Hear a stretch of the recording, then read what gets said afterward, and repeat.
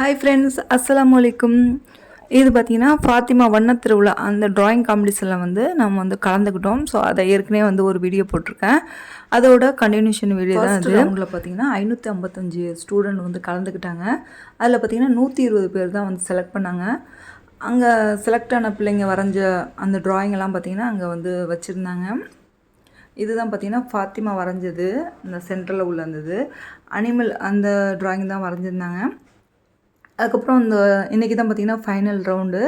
அங்கே வந்து வின் பண்ணுற பிள்ளைங்களுக்கு கொடுக்குறதுக்கான ப்ரைஸும் பார்த்திங்கன்னா அங்கே வந்து வச்சுருந்தாங்க. அது மட்டும் இல்லாமல் ஹோம் அப்ளையன்ஸ் அப்புறம் ஸ்டேஷ்னரி ஐட்டம் அது எல்லாமே பார்த்திங்கன்னா சேலும் பண்ணிகிட்டு இருந்தாங்க.